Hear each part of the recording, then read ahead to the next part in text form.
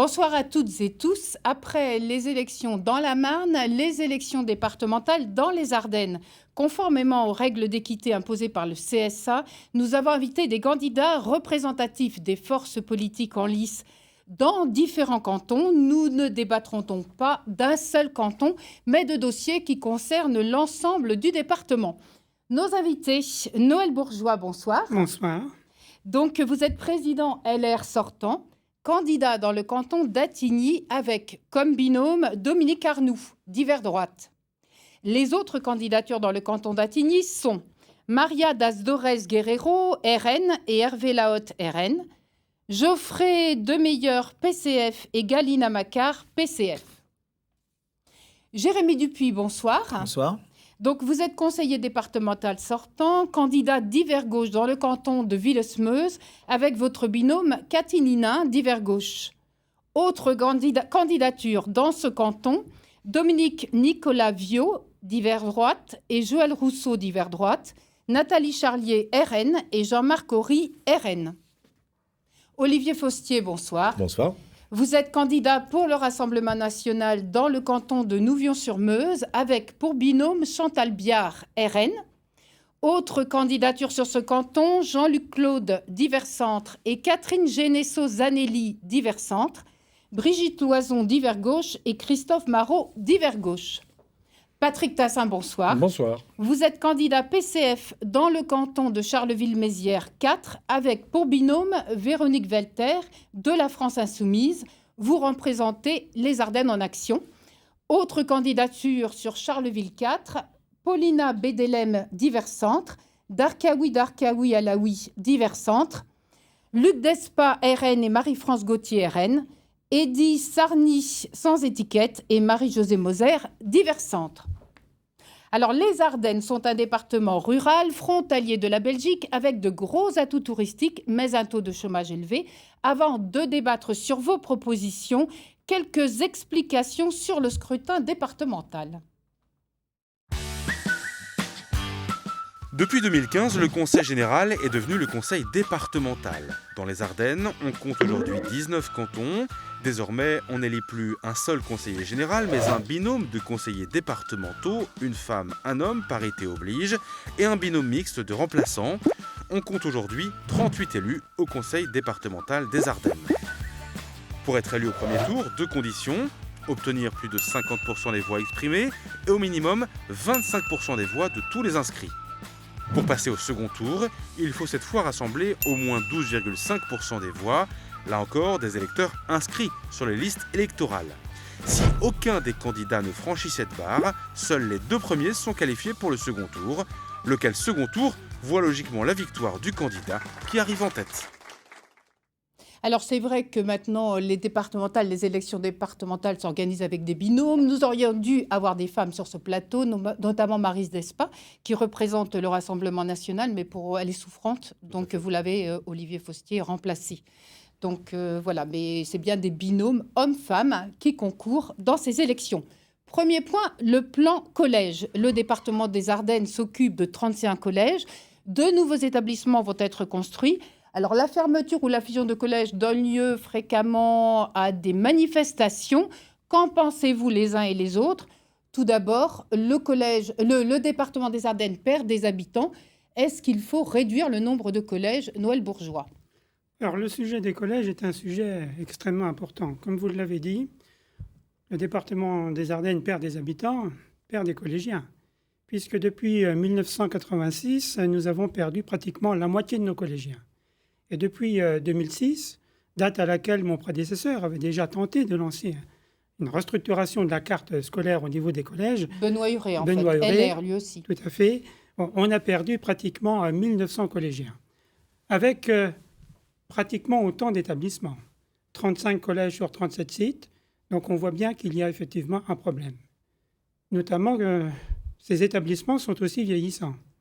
Puisque s'il fallait mettre aujourd'hui la mise aux normes au niveau sécurité, incendie, accessibilité, c'est 72 millions d'euros pour le conseil départemental qu'il faudrait engager. Alors, faut-il ne rien faire? J'ai souhaité lancer ce plan Ambition Collège pour plusieurs raisons. Moi, je veux mettre le collégien au cœur de cette réforme. C'est bien pour le collégien, évidemment, que ce plan collège va se mettre en place. Et au budget 2021, nous avons inscrit des crédits nécessaires pour lancer les études pour la construction de 2 nouveaux collèges, un sur Charleville et un sur Bonny-Montermy. Bien évidemment, en construisant, on a des établissements vieillissants qu'il faut fermer. Charleville, nous allons en fermer 2, Léo-Lagrange et Salengros, et puis nous allons fermer Bonny-Montermy avec la nouvelle construction. Mais ce plan Ambition Collège, c'est bien la réforme du plus, ce n'est pas la réforme du moins. Moi, j'ai souhaité apporter plus pour nos collégiens, pour lui donner des conditions d'accueil exceptionnelles, dignes de notre temps, en relation bien évidemment avec l'Éducation nationale, qui là aussi devra apporter des moyens supplémentaires à l'enseignement. Donc cette réforme, évidemment, à partir du moment où on lance une réforme, ça fait toujours un petit peu des vagues. Mais je pense qu'elle est absolument nécessaire dans l'intérêt de nos collégiens. Et c'est bien pour le collégien que j'ai lancé ce plan Ambition Collège. Alors, Jérémy Dupuis, vous qui êtes professeur de collège, justement, qu'est-ce que vous en pensez ?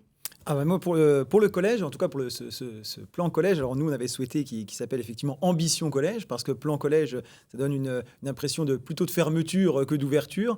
Donc, on a souhaité parler d'ambition collège pour les collèges ardennais. Et je pense qu'effectivement, ce sera le sujet du prochain mandat du conseil départemental de s'occuper de ces collèges. Alors, ce sera la thématique centrale, certes. Alors, sur ces collèges, plusieurs choses. La première, je pense qu'il va falloir à la fois réfléchir à un aménagement du territoire global du département, mais il va falloir aussi faire, comme on dit souvent, du cousu humain, c'est-à-dire du cas par cas, parce qu'il y a des différences importantes. On sait que dans le département, on a un département qui a aussi une forte tonalité rurale, donc il faut tenir compte des collèges qui sont dans le milieu rural, ce qui est différent du milieu urbain, donc il y a une distinction à faire. Et puis, on l'a dit, voilà, pas assez d'investissement depuis de nombreuses années. Donc aujourd'hui, il faut, je pense, mettre les bouchées doubles, et c'est réellement un plan Marshall des collèges qu'il faut mettre en place, avec des investissements importants, avec certainement des emprunts à faire, mais pour pouvoir justement préparer ces futurs collèges dans l'ensemble du territoire. Alors, on l'a évoqué aussi, concertation. Je pense que ce plan collège ou ce plan Ambition Collège, il doit être co-construit avec les enseignants, avec les parents d'élèves, avec les responsables des communes, des communautés de communes, et puis plus largement les personnels de direction et tous ceux qui ont un intérêt. Donc je crois qu'aujourd'hui, il y a un véritable besoin de concertation, de réflexion, et puis aussi, il faut peut-être aller un petit peu plus loin, c'est-à-dire qu'on parle de collège, mais le collège, ce n'est pas seulement un bâtiment. Le collège, c'est aussi de l'humain. L'éducation nationale, effectivement, doit aussi mettre les moyens et fournir le nombre d'enseignants nécessaires. Et au-delà de ça, on peut aussi réfléchir avec d'autres collectivités à ce que doit devenir un collège, puisque un collège, effectivement, pendant les 2 mois d'été, il est fermé, il n'y a pas d'activité. Il y a certaines activités, surtout dans les communes rurales, qui pourraient justement venir être adjoints à ces collèges. Donc je pense qu'il faut aussi innover, ouvrir un petit peu les choses sur ce rôle des collèges. Donc il faut effectivement des investissements massifs et puis une nouvelle façon de voir justement le collège de demain. Mais en fusionner certains, en construire d'autres ?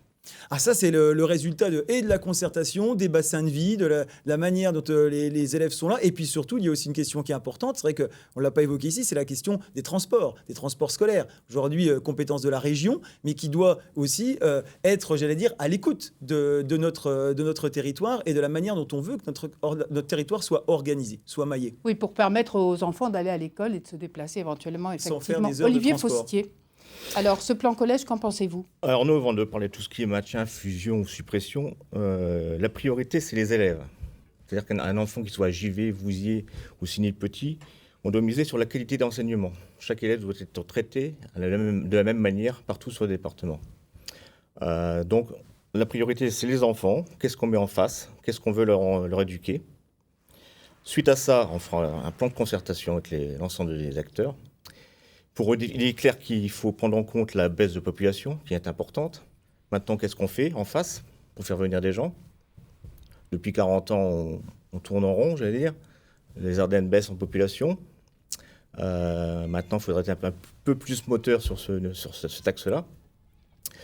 Et donc, les collèges, oui, pour les suppressions, oui, pour les fusions, oui, pour les maintiens, mais il faut raisonner globalement, département. Chaque enfant doit avoir la même qualité d'enseignement partout. Et parallèlement à ça, donc, tout ce qui est qualité de transport qui doit être développé également. Patrick Tassin.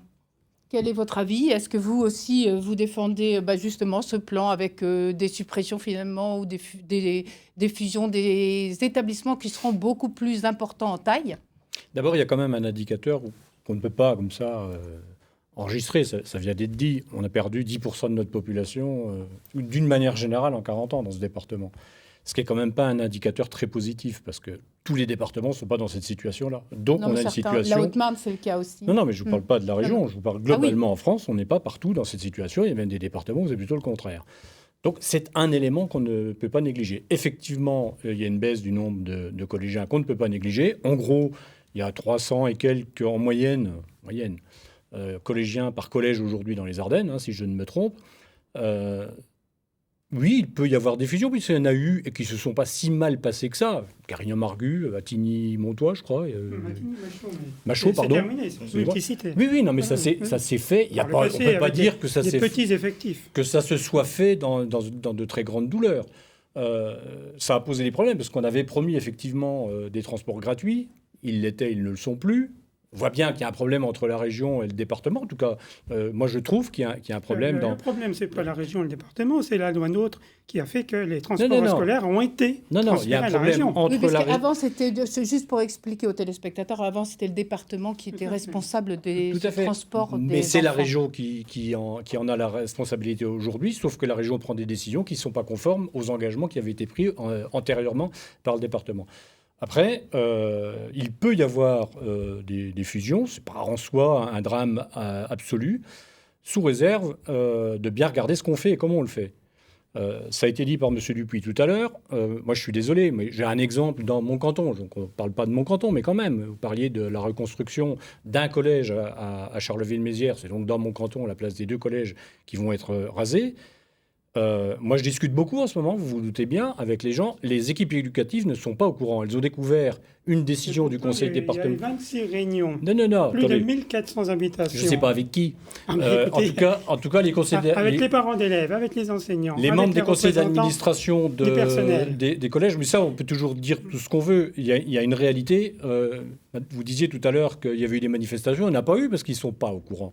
Donc là, c'est 2 établissements, de collèges qui sont à la Ronde Couture. À la Ronde Couture. En plus, je suis désolé, mais je disais... Donc un quartier tout à l'heure, périphérique de Charleville-Mézières. À peu près 300 collégiens par collège actuellement en moyenne. C'est le cas de ces 2 collèges. Là, il va y en avoir 700. Dans un lieu... C'est normalement... Ça devrait être construction. Il va falloir aussi retravailler sur la sectorisation. Vous allez peut-être réorganiser la sectorisation. Là aussi, ça mériterait que ce soit fait en discussion avec les familles. Avec les élus locaux, parce en discussion avec les élus locaux, c'est une chose. Les élus locaux, c'est une chose. Il n'y a pas que les élus locaux. Il y a aussi les familles qui sont intéressées et concernées par le sujet. Et donc, on ne peut pas faire les choses, surtout qu'il y a des représentants dans les conseils d'administration des collèges. Ils mériteraient de leur rappeler qu'il faudrait qu'ils y aillent de temps en temps, ne serait-ce que pour faire passer des informations. Et donc, on en reparlera, je suppose, tout à l'heure. Mais donc, pourquoi pas? Mais ça doit se faire dans la concertation, en discussion, même si c'est compliqué. Et là, en l'occurrence, sur la Ronde Couture, en tout cas aujourd'hui, il y a un sujet dont vous n'avez pas tenu compte, c'est la sociologie du quartier. Croyez-moi, on va avoir des problèmes dans ce quartier avec un seul collège. J'en suis convaincu, dans la gestion au quotidien de ces collèges. On verra, puisque la décision est prise. Mais encore une fois, j'étais encore en discussion. Écoutez, les études vont commencer, donc c'est à l'horizon 2024, certainement, pas avant, parce que le délai nécessaire à la fois des études et de la construction. Mais ce plan Ambition Collège, il ne s'est pas fait comme ça du jour au lendemain. Il y a eu des réflexions importantes engagées par l'Assemblée. Et ensuite, l'Assemblée a demandé à la première commission, dont M. Dupuis est membre, de réfléchir sur le sujet. Il y a eu, comme je l'ai dit tout à l'heure, 26 réunions de concertation avec les représentants de parents d'élèves, avec les enseignants, avec le personnel, pour regarder, effectivement, si c'était pertinent ou pas. Les choses sont effectivement on va réalisables. peut-être donner la parole à Jérémy Dupuis, puisqu'il était président de la commission. C'est des sujets sur lesquels on a beaucoup échangé avec le président en séance. Il le sait très bien. Alors, ça renvoie à des problèmes de gouvernance. Vous l'avez dit, je suis dans la première commission. Effectivement, on est assailli de comptes rendus, d'informations qui nous ont données, mais on n'est pas acteur. On ne fait pas. Je suis On très ne heureux que vous réfléchit disiez pas. que vous êtes assailli d'informations, parce que il Non, y a un mais bien temps sûr, encore, puisqu'on nous a proposé il n'est pas si lointain, vous disiez qu'au Oui, conseil départemental, il n'y avait aucune information. les services du président nous donnent des plans, voilà, des plans collège tout prêts, tout fait, déjà ficelés, etc., sur lesquels les élus n'ont pas grand-chose à dire. Alors certains hurlent à la mort, d'autres ne sont pas d'accord, mais dans la réalité, on ne le construit pas. Là, c'est vrai que M. Dassin a raison, on parlait des enseignants, des parents d'élèves, mais il y a tout simplement déjà les élus. Que les élus, eux, puissent s'exprimer. On nous a donné à un moment donné un état des lieux sur les collèges, eh bien, à nous de nous mettre autour de la table et puis de construire ce plan collège. On n'a pas eu de sectorisation, effectivement. Alors, de la sectorisation, On va passer engager aux les problèmes de autres thèmes. En transport. tout cas, on a vu Mais que c'est sur un vrai sujet. un manque de concertation, selon vous, Jérémy Dupuis. Selon M. Dupuis, mais M. Dupuis parle de plan. Il n'y a pas de plan sur les nouveaux collèges aujourd'hui. Mais justement, on l'attend depuis Non, 3 ans. mais de plan, On je l'attend veux depuis dire, 3 de ans, ce fameux plan. construction. Oui, mais il a été annoncé, ça. Hein. Il a été annoncé depuis votre parce qu'il y a un élection. schéma d'organisation Eh oui. au niveau des collèges, des schémas types, et qui sont évidemment mis en place. Mais l'aboutissement, au bout de 3 ans, pertinemment, lequel Dupuis, il est la pour être construction en de 2 collèges, assemblée, point. pour être à la commission, à la première commission, chargée de faire des propositions. Et nous souhaitions des solutions Pour avoir totales et globales à la fin de ce mettre en place mandat, ce plan Monsieur le collège. Président. Bon, il Et y on les aura a pas d'autres eus. Et on réunions les de a pas eus. l'Assemblée. On passe au tourisme, deuxième Quoi qu'il thème. en soit, Deuxième les thème, le enseignants, tourisme. les parents du secteur ne sont pas au courant. Le Vous prenez tourisme. vos décisions C'est en particulièrement, vacuum. Le tourisme- c'est particulièrement étonnant et je ne crois pas un seul mot à ce que vous Le dites. tourisme est une compétence que le département partage aujourd'hui avec Ardennes Métropole et la région. Alors, le département exploite-t-il tous les atouts touristiques des Ardennes ou faudrait-il faire plus ou autrement? Alors, Olivier Faustier. Alors, on dit souvent, il y a l'or blanc, l'or jaune, l'or bleu. Les Ardennes, c'est l'or vert. Voilà, on a tout un panaché de couleurs qu'il faut exploiter. Nous devons être le poumon de toutes les grandes agglomérations européennes. Il faut vraiment construire des circuits, des séjours, vendre notre département, que ce soit au niveau historique, culturel, sportif. Il faut vraiment des choses construire. Tous les acteurs doivent se mettre ensemble, que ce soit les offices de tourisme, les acteurs d'associatifs. Alors, vous voyez ce qui est fait jusqu'à présent, notamment sur la voie verte, les bases de loisirs aux Vieilles Forges, au lac Béron, etc. Alors, Qu'est-ce que vous en pensez? Est-ce qu'on va dans le bon sens? on va dans le bon sens, mais pas assez vite. On est en retard sur l'aménagement des sites. Je prends l'exemple de lacs, comme le lac des Vieilles Forges dans le nord. Les équipements sont 10 à 15 fois plus. C'est certes un investissement qu'il faut mettre en place, mais il y a certainement des retombées à faire également. Patrick Tassin, qu'est-ce que vous en pensez? Alors, est-ce qu'on tire tous les bénéfices des possibilités du tourisme dans les Ardennes? Non, loin s'en faut, mais c'est un peu de la faute à tout le monde. On a une économie qui était basée sur la métallurgie dans ce département. On a beaucoup axé les décisions dans les décennies précédentes sur ce sujet. Et on ne s'est pas assez, clairement, occupé du tourisme. Et là, je ne jette la pierre à personne. On a manifestement des atouts très clairs dans ce département, notamment sur le tourisme de pleine nature. Sur le tourisme de mémoire, petite parenthèse quand même, tourisme de mémoire, on a complètement raté dans les Ardennes la commémoration de 14-18. Pas la commémoration, mais le tourisme qu'on pouvait développer autour de ce moment qui aurait dû être un moment important, qui n'a pas été vécu comme tel, en tout cas qui ne s'est pas traduit par un développement fort du tourisme, contrairement d'ailleurs à un certain nombre de voisins dans les régions d'à côté. Donc oui, il y a des atouts, il y a de la marge de développement forte, parce qu'on est effectivement quasiment qu'au début du développement du tourisme. Il y a des choses qui se sont faites. Les voies vertes sont manifestement un des éléments centraux. On voit bien qu'il y a des équipements à soutenir. Alors, le département a des limites dans ses interventions. Il ne peut plus intervenir sur un certain nombre de choses, notamment au niveau de l'aide des entreprises. Il n'en reste pas moins vrai qu'on n'a pas suffisamment d'équipements de haut niveau dans le département des Ardennes. Oui, justement, il y a qu'est-ce des que vous investissements. proposeriez concrètement? Alors, ça relève en partie du département, mais il faut soutenir, quoi qu'il en soit, les acteurs hôteliers de l'hôtellerie de plein air pour qu'on améliore la qualité de l'hébergement notamment et de la restauration. Il y a des choses qui commencent à se faire, y compris on annonce des hôtels maintenant 4 ou 5 étoiles dans ce département. Pourquoi pas, mais en dessous aussi, il y a des améliorations à faire, quels que soient les niveaux. Et donc, de ce point de vue, je crois qu'il n'y aura pas de grande bataille politique. si ce n'est sur la rapidité à laquelle il faut faire face maintenant, parce que je disais qu'on avait une autre économie avant, mais elle a quand même fortement disparu. Aujourd'hui, il y a une autre économie qui peut se monter autour du tourisme. On a des atouts. On a clairement un département qui peut devenir largement plus touristique qu'il ne l'est. Il faut aussi qu'on insiste lourdement, je termine là-dessus, sur le tourisme social, parce qu'on a une population qui elle-même ne part jamais en vacances dans le département. Je pense que c'est la moitié, la moitié des Ardennais qui ne plus partent la moitié pas. dans les Ardennes. C'est une petite moitié au niveau national, c'est plus de la moitié dans les Ardennes. Et donc, on a besoin de soutenir notamment du secteur associatif qui peut aider à développer du tourisme social, y compris dans les Ardennes, parce qu'il y a beaucoup de gens qui ne sortent même pas de chez eux et qui pourraient aller fréquenter. On l'a vu d'ailleurs avec la crise, là, où il y a des gens, tout d'un coup, qui sont allés, y compris dans notre département, alors qu'ils y vont insuffisamment. Donc aider davantage des entreprises, des associations ciblées finalement Voilà, sur... vous le faites ça? Alors, Noël il Bourgeois. faut savoir que d'abord, le tourisme est une compétence partagée entre la région, le département, les EPCI, les collectivités. Et donc, en ce qui concerne le département, et quand M. Tassin évoque le tourisme social, on a fait et on fait des efforts extrêmement importants sur nos bases de loisirs départementales, que ce soit au Vieillefort ou à Béron, puisque à partir de 2022, nous allons injecter 9 millions d'euros pour restructurer ces bases départementales de loisirs, pour donner une qualité d'accueil à celles et ceux, et notamment aux Ardennaises et aux Ardennais qui fréquentent ces bases de loisirs.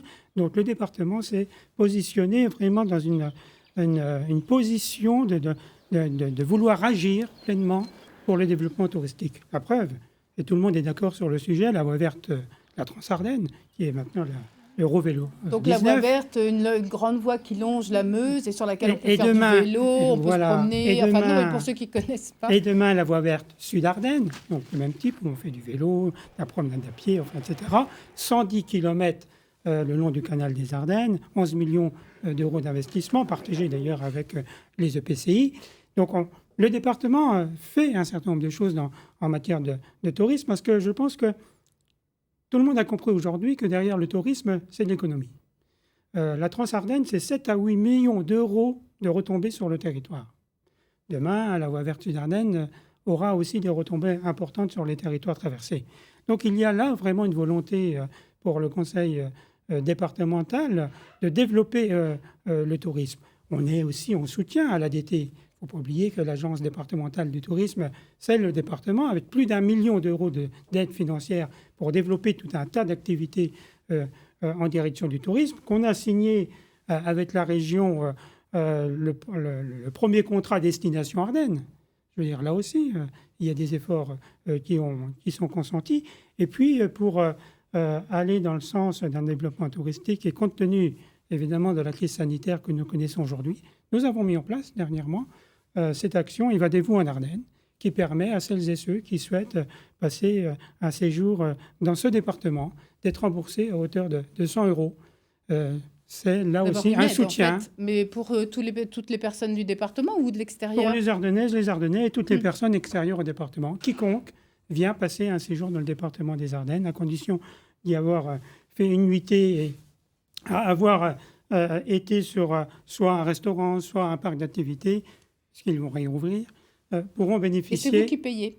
Les 100 euros, c'est le conseil départemental qui rembourse 100 euros sur le séjour donc, de ces personnes qui viennent sur le département. Vous avez mis combien d'argent du coup sur la table? Vous avez mis on avait mis une grosse enveloppe au départ, parce que bon, on ne savait pas trop où on allait.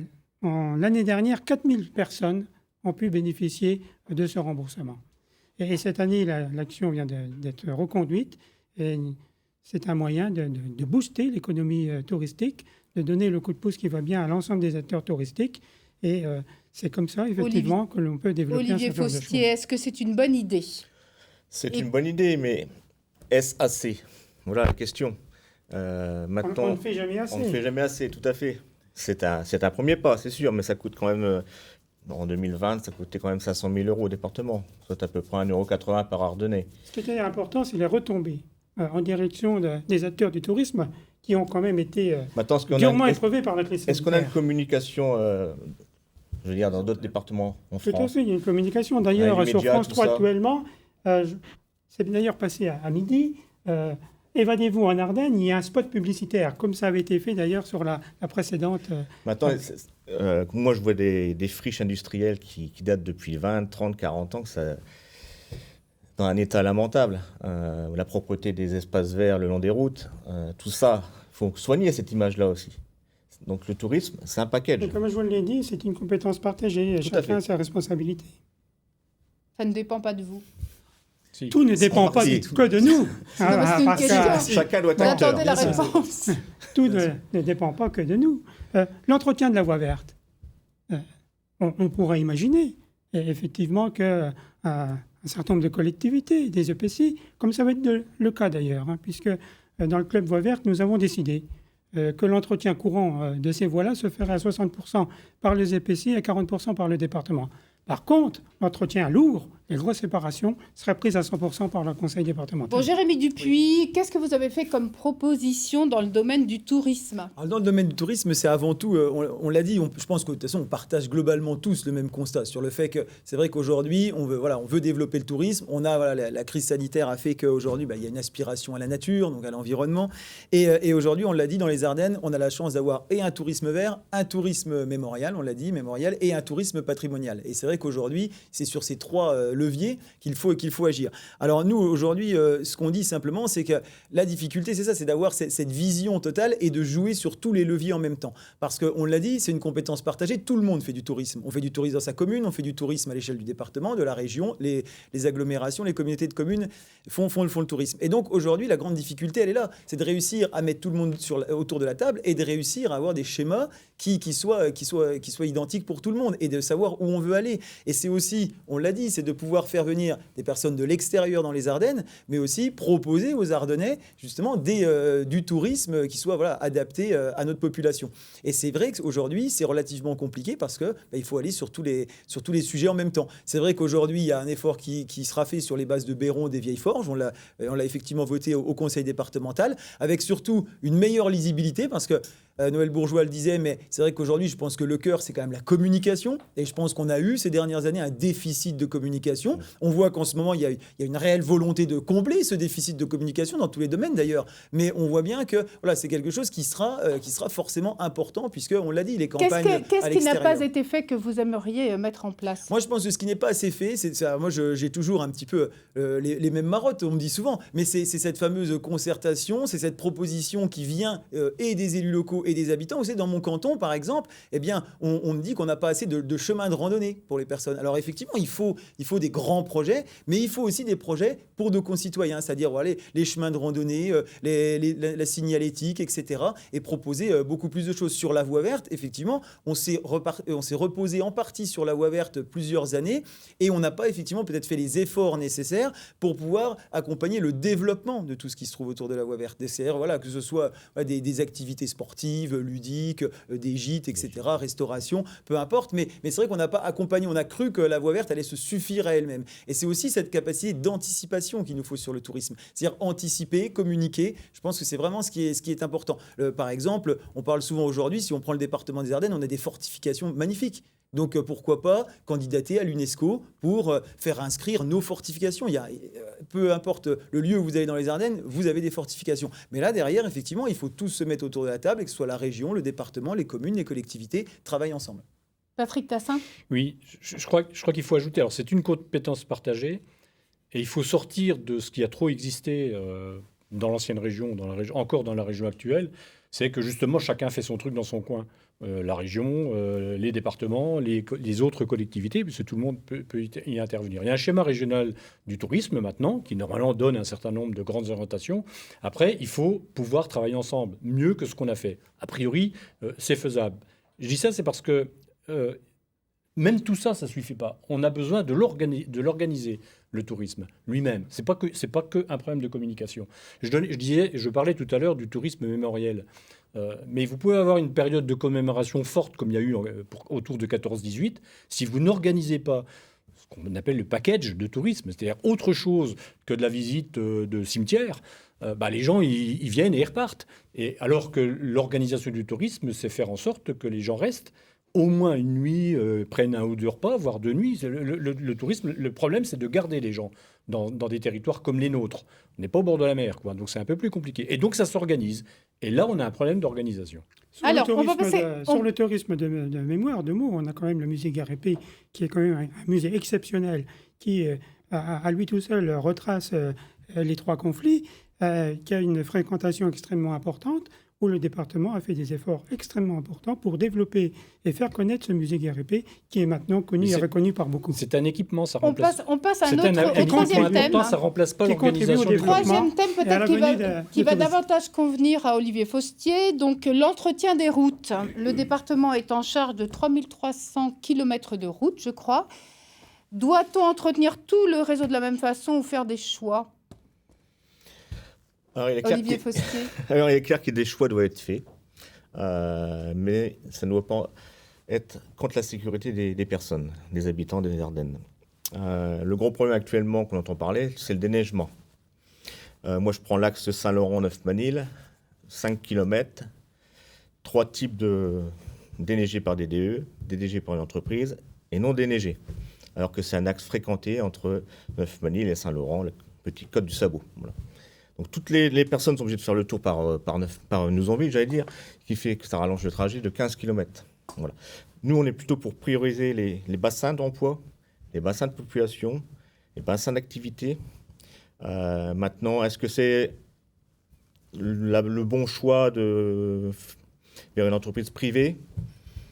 Donc, l'entreprise sous-traiter privée, justement, le qui déneigement. a été Quel sollicitée coût pour faire le déneigement maintenant des routes. Voilà, quel Une coût? partie du Une partie du Voilà, déneigement. une partie. Voilà. Quel partie coût? du Est-ce que c'est déneigement. contrôlé les prestations? Est-ce qu'il y a... Voilà, et quand vous dites, monsieur est très en retard, donc on va quand même lui permettre d'expliquer un peu concrètement comment ça se passe. Quand vous dites que vous n'arrivez pas à vous déplacer facilement, est-ce qu'il y a des gens qui sont empêchés d'aller travailler? Comment ça se passe? Est-ce que c'était pas comme ça déjà depuis longtemps? C'est-à-dire on a toujours eu 3300 km. On n'invente pas des kilomètres tous les ans. Donc, c'est des choix budgétaires en face, c'est clair. L'argent qu'on mettait avant sur les routes, on les met ailleurs. Monsieur Bourgeois peut peut-être nous dire où on les met, mais d'ailleurs. Non, mais je vais vous répondre. Vous savez, 3300 km de routes départementales. Sur le dernier mandat qui s'achève aujourd'hui, 55 millions d'euros ont été investis sur nos routes départementales. 55 millions d'euros. Sur le budget 2021, nous avons inscrit 11 millions d'euros pour les routes départementales en investissement, plus 5 millions d'euros en fonctionnement. On fait des efforts évidemment importants sur nos routes départementales. On peut toujours faire plus. Ça, j'en conviens. Mais faut-il encore avoir les moyens de nos ambitions? En 2017, combien a été mis sur les routes? Je ne vais pas reprendre l'année 2017. Moi, je vous dis qu'entre 2015 et 2021, nous avons mis 55 millions d'euros sur les routes Donc, départementales. il y a quand même eu des économies de fait sur l'entretien des routes. Mais l'entretien des routes, il est fait en Alors là, peut-être parle d'investissement. expliquer ce que vous dites, c'est qu'en 2017, quand vous avez repris la présidence du département, il a fallu faire des économies Des choix, ce qui est normal. et du coup, peut-être réduire les dépenses sur les routes. C'est ça Quand que j'ai monsieur repris Faustier veut la dire. présidence du conseil départemental, il a fallu faire des choix. Et faire des choix, c'est faire des renoncements. On était devant une situation financière extrêmement compliquée, due aussi essentiellement par les non-compensations de l'État concernant les AIS. Je rappelle que depuis 2002, 556 millions d'euros n'ont pas été compensés par l'État au niveau des AIS. 556 millions d'euros. Donc effectivement, il a fallu faire des choix. Mais je rappelle que les choix qui ont été faits, parfois difficiles à prendre, aujourd'hui paient. Et si nous avons pu, dès le budget 2021, injecter 11 millions d'euros, alors qu'on en mettait 4 en 2017 sur les routes départementales, c'est bien la preuve que ce qui a été fait finit par payer et on peut aujourd'hui réinvestir sur les routes Mais vous, départementales. Olivier Faustier, vous Il y a- dites que c'est pas assez. N'y a-t-il pas eu un relâchement, justement, Et vous savez, au détriment de la population? je Je prends des routes qui on n'a pas il de y a planche à plus de billets au tout. conseil départemental. Il y a Il y a un 7-8 budget. Il y a 7-8 Le ans, il n'y a plus budget, du tout de ligne blanche. Le budget, il est ce qu'il est. Une fois que vous avez payé et finalement les impôts les ont augmenté AIS, quand même. une fois que vous avez remboursé la dette, une fois que vous avez payé nos salariés, vous savez, il ne reste plus grand-chose pour investir. Il faut, Alors, faut qu'est-ce en que être conscient de qu'est-ce que ça. vous souhaiteriez, vous, Olivier Faustier?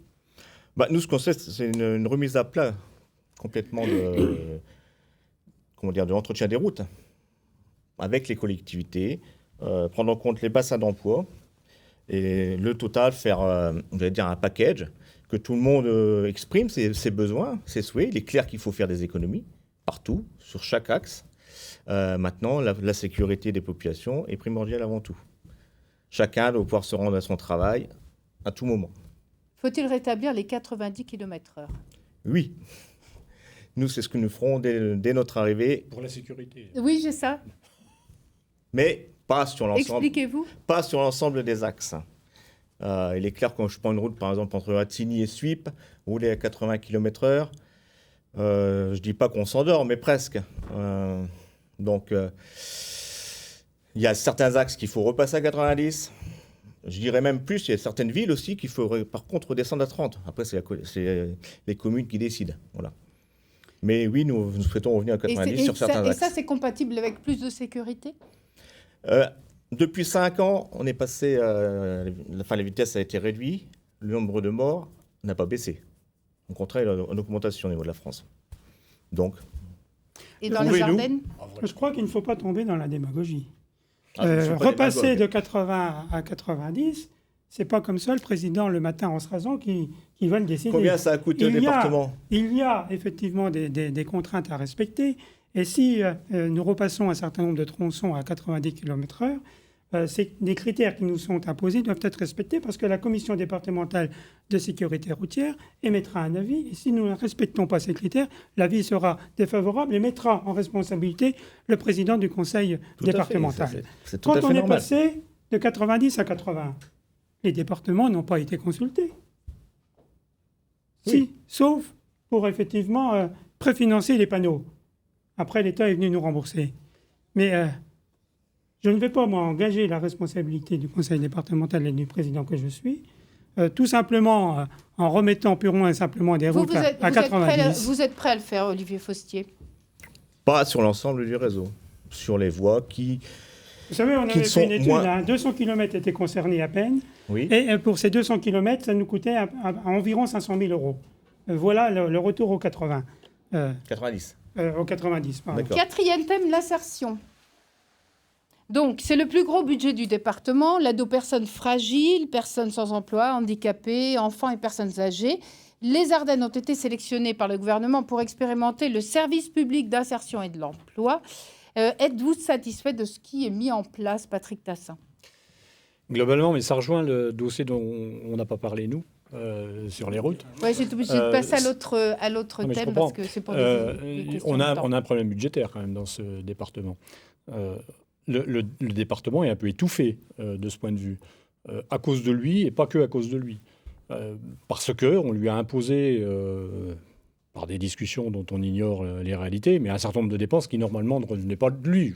À 304, le LGV, tout ça, normalement ça devait être l'État, tout ça.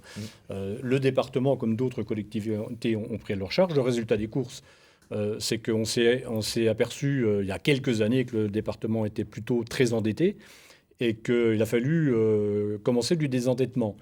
Et donc, augmenter les impôts pour désendetter. Parce que 30% en 10 ans d'augmentation des impôts.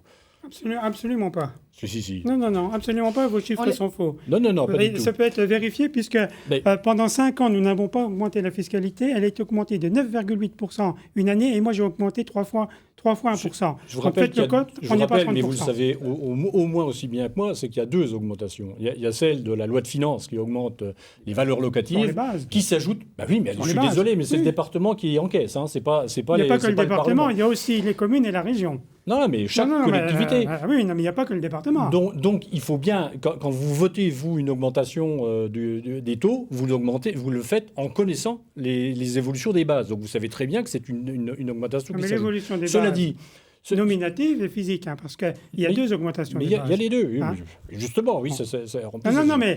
Si vous permettez, les variations physiques, c'est une chose. Si vous permettez, ça a amené à cette situation financière du département qui fait qu'il a fallu resserrer sur les routes. Donc on vient d'en parler et c'est un problème, y compris sur le déneigement. Il faudrait pour le moins évaluer ce qui est en train de se passer de ce point de vue. J'insiste pas là-dessus. Et du coup, quand on a un budget qui doit être de 40 ou 45%, l'aide sociale d'une manière globale hein, du budget du département. C'est très lourd, effectivement. C'est très lourd, mais dans un département qui a des caractéristiques particulières. Je disais tout à l'heure sur la dépopulation. Mais dépopulation, beaucoup de personnes sans emploi également.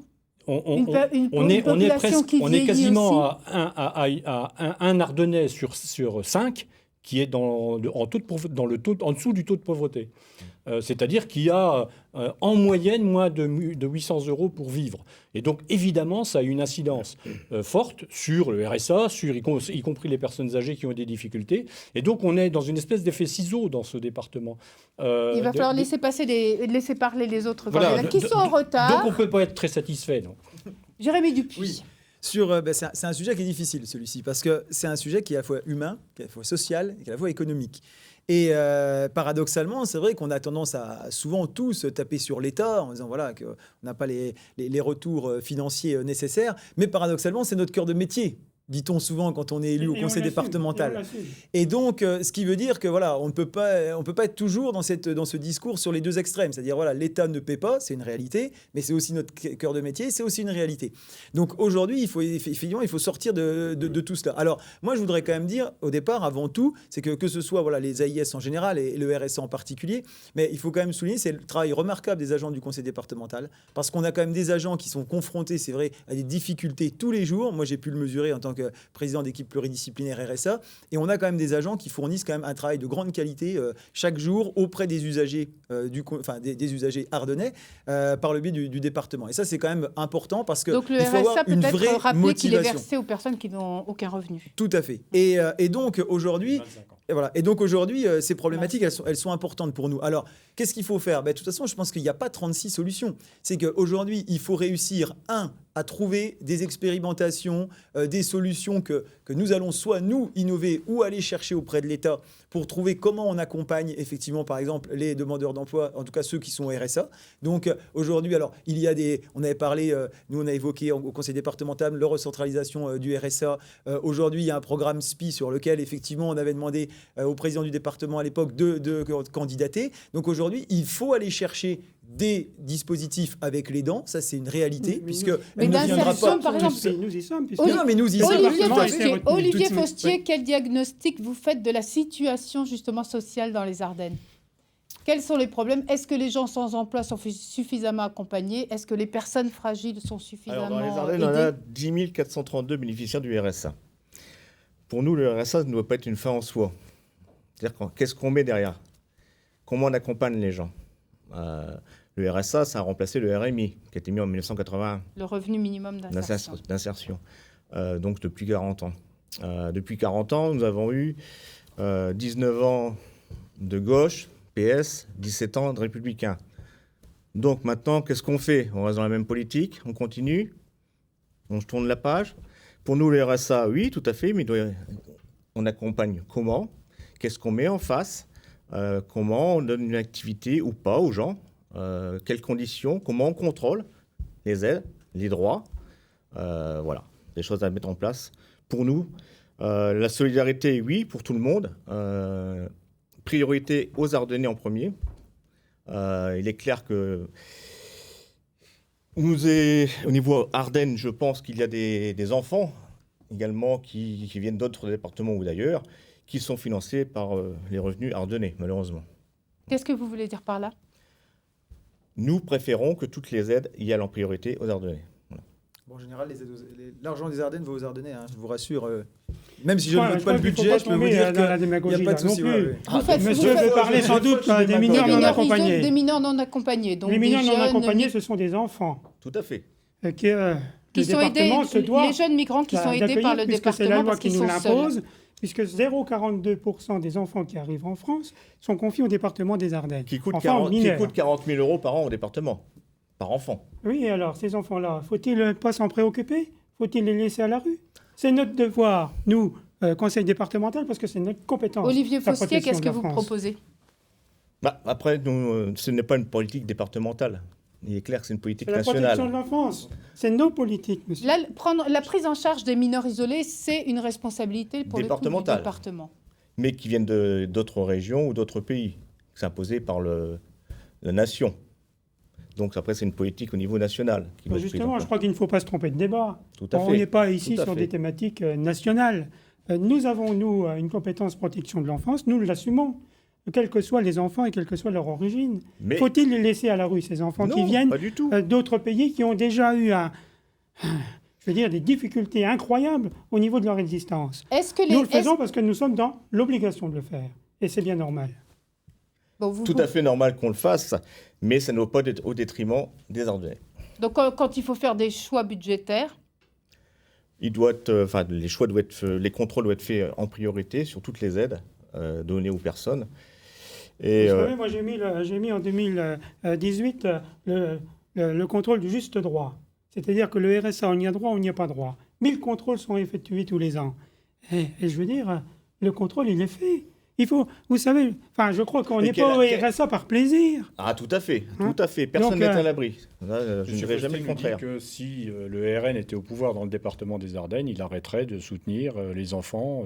C'est ça que ça veut dire. ce Ah que vous non, dites. pas du tout. Je suis désolé, moi, après, Ce serait priorité faut que vous aux soyez Ardennais. clair sur ce que vous nous dites. Là, c'est exactement ce que vous dites. Tout à Soit le département est obligé de le faire, il n'a pas le choix. C'est une Et obligation humainement, nationale, il n'a donc on pas la le choix. respecte. Mais humainement, il n'a pas le choix. On ne peut Tout pas à avoir fait. des jeunes enfants sur les trottoirs crever de faim. C'est pas Tout à possible. fait. On ne peut pas laisser ça. Normalement, on est des humains. Et Et sur donc, le- Je vous rejoins là-dessus. quelles que soient les majorités, de toute façon, il faut faire face à cette dépense obligatoire. Et sur le RSA, il ne faut pas se tromper. Sur le RSA, aujourd'hui, le contrôle de la fraude, il est efficace, il est efficient. Je veux dire, on voit bien qu'il fonctionne. Voilà, on sait que dans les équipes pluridisciplinaires, les gens sont sanctionnés quand ils ne respectent pas. est-ce Donc, qu'il y en a il beaucoup faut- qui trichent? Non, alors voilà, déjà, il y a déjà peu de tricheurs. Et quand il y a des tricheurs, ils sont sanctionnés. Donc, il faut arrêter de croire qu'il y ait comme ça des millions qui sont donnés à des gens qui restent chez eux, qui font rien, etc. Et j'allais même dire à l'inverse. Combien de personnes ne demandent pas le RSA et elles y auraient droit? Et Alors je pense qu'elles y que ce auraient serait droit. quelques fait. millions de C'est plus, ça, le juste quelques droit. millions de plus, justement, aux frais du conseil départemental. Donc je pense qu'aujourd'hui, effectivement, la question de la fraude, pas dire qu'il faut la balayer d'un verre de main, mais aujourd'hui, il y a des services qui fonctionnent, c'est efficace, il y a des élus qui contrôlent. Voilà. Aujourd'hui, la réalité, c'est l'accompagnement. C'est vrai, c'est l'accompagnement de nos bénéficiaires du RSA sur des dispositifs précis. C'est effectivement peut-être plus de moyens sur les agents qui sont mis aussi là pour les Je vais vous accompagner. couper, mais pour vous redonner la parole, parce qu'on arrive à la fin de l'émission. Alors, avant de clore ce débat, un dernier tour de table, avec une question. La première chose que vous feriez en arrivant à la tête du département, et Jérémy Dupuis, on a fait un tirage au sort, c'est vous qui vous exprimez le premier. Alors moi, si j'arrivais aux responsabilités du département, eh bien, la première mesure que je prendrais, ce serait une mesure relativement simple et qui ne sera pas du tout spectaculaire, qui serait celle de renouer le contact et le dialogue avec l'ensemble des élus du département, en particulier les maires, 449 communes, mais aussi les élus des cantons, des collectivités territoriales, parce que je pense qu'aujourd'hui, ce dialogue est rompu depuis quelques années, Donc, vous êtes n'existe maire plus. vous-même de Villesmeuse. Tout à fait. Et aussi mettre en place une nouvelle gouvernance, justement une gouvernance où on rassemblerait l'ensemble des élus volontaires et compétents qui souhaitent mener à bien un projet, parce que je crois que l'avenir des Ardennes, c'est aussi cela, c'est de se mettre tous ensemble. Et finalement, le mot de la fin, ça serait de dire tout simplement que nous, eh bien, on remarque effectivement quand on est seul, on peut agir vite, mais si on met les Ardennes ensemble, on pourra aller beaucoup plus loin. Merci beaucoup. Noël Bourgeois, une minute aussi. Ce que vous feriez si vous êtes réélu. Vous Votre savez, moi, je priorité. ne fais pas partie de ceux qui veulent réenchanter le jour d'après sans se préoccuper du jour présent. Mon principal objectif, c'est de porter l'image d'un département d'avenir, un département moderne, connecté, tourné à la fois vers le monde et vers ses habitants. Un département qui crée l'envie, qui montre ses réussites. Un département déterminé, qui ose l'excellence et qui est fier de son identité et de son histoire. Pour cela, je veux amplifier nos marges de manœuvre pour investir massivement pour nos collèges, pour nos routes, pour nos équipements touristiques. Je veux également renforcer l'attractivité de notre département et favoriser l'activité économique qui est vraiment source d'emploi. Voilà ce que je souhaite, moi, pour le département des Ardennes. On vous a bien entendu. Merci beaucoup. Olivier Faustier, c'est à vous. Alors nous, si le Rassemblement national arrive aux responsabilités, en premier, nous demanderons un audit financier du département, donc sur les charges, etc. Également, nous souhaitons favoriser les circuits courts, que les Ardennes, en gros, c'est la souveraineté nationale, donc la souveraineté ardennaise, le localisme, Nous souhaitons être proches, proximité, disponible auprès de la population. Chaque habitant aura une adresse mail ou un numéro de téléphone de ses conseillers départementaux, ce qu'ils n'ont pas actuellement. Ils n'ont pas ce qui est fait actuellement. On n'a aucun M. Dupuis, conseiller du départemental du canton de Villesmeuse depuis 6 ans. Je ne l'ai jamais vu. Je ne sais pas ce qu'il a fait depuis 6 ans. Je n'ai jamais reçu un courrier de vous, de ce que vous avez fait. Soyez dans votre commune. Je suis dans ma commune, M. Dupuis. Comme ça, vous me verrez. Ah si, je vous fais une fois par an quand vous faites la course des foulées des Crayas. Voilà. Donc ce serait proximité, disponibilité et communication avec les habitants des Ardennes. D'accord. Patrick Tassin, merci beaucoup. Patrick Tassin, c'est à vous. Oui, les Ardennes, c'est un très beau département, mais c'est un très beau département qui souffre beaucoup. Il y a tout un tas de choses à faire. Vous dites la chose que vous feriez. Moi, il y en a plusieurs. Déjà, je pense qu'il faut doter les collégiens d'un ordinateur. On vient de le vivre là. Il y a un vrai problème. Il y a des gamins aujourd'hui qui étaient censés travailler. Ils n'avaient rien, pas d'outils. Ça, c'est la première chose. Avec la région, c'est faisable, puisque la région a commencé, mais il ne faut pas attendre le lycée pour le faire. Je pense aussi qu'il faut lutter contre la désertification médicale. Et de ce point de vue, je pense, moi, que le département devrait travailler vers la création, en plus des maisons médicalisées qui se créent, vers des centres de santé avec des professionnels médicaux salariés par le département. Et puis, on voit bien qu'on a un problème dans ce département d'activité économique. On n'a plus au chef-lieu, il reste encore à Sedan une foire exposition dans les rues. Dans le chef-lieu, il n'y a plus rien depuis plusieurs années. C'est compliqué. Je ne préconise pas de recréer une foire expo, mais je pense qu'on devrait réorganiser une manifestation d'ampleur autour de l'économie et du développement durable de l'environnement dans ce département. Merci beaucoup Patrick Tassin. Merci à tous d'ailleurs d'avoir participé à ce débat. Vous pourrez le retrouver sur notre site internet. Je vous rappelle que les scrutins se déroulent les 20 et 27 juin prochains. Nous suivrons toute la campagne électorale sur le web et bien sûr sur France 3. Très bonne fin de soirée.